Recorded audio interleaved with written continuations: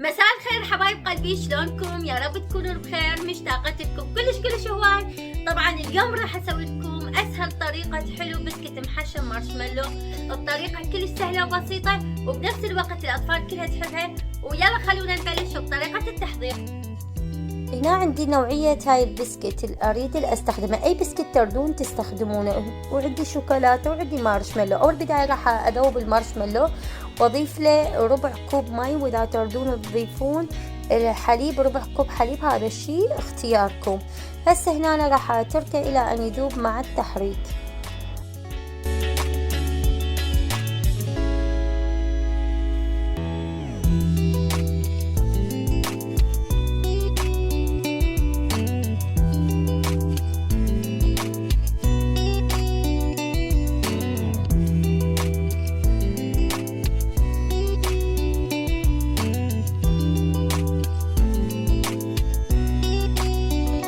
الأطفال كلش يحبونها من تكون محشة بالبسكت، وبعدين بالأخير نغمسها بالشوكولاتة، طعمها يجنن. هسه راح أشوف لكم الطريقة. هسه هنا جاي أبلش أحشي البسكت، وبعدين أتركها مدة 10 دقائق بالثلاجة، وبعدين نطلعها ونغمسها بالشوكولاتة. وطبعا راح أشوف لكم أني خطوة خطوة، تابعوا الفيديو للأخير.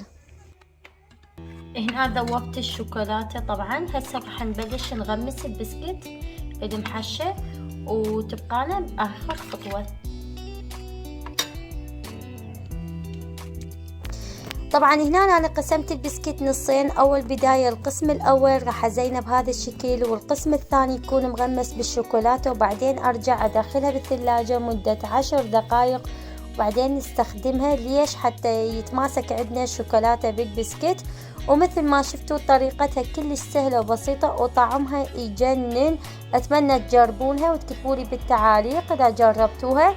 وإذا حبيتوا هذا الفيديو واستمتعتوا ويانا، لا تنسونا اللايك والاشتراك وتفعيل الجرس، وشاركوا رابط قناتنا مع أصدقائكم وأقربائكم. وأحبكم كلش هواي، وألف عافية. باي.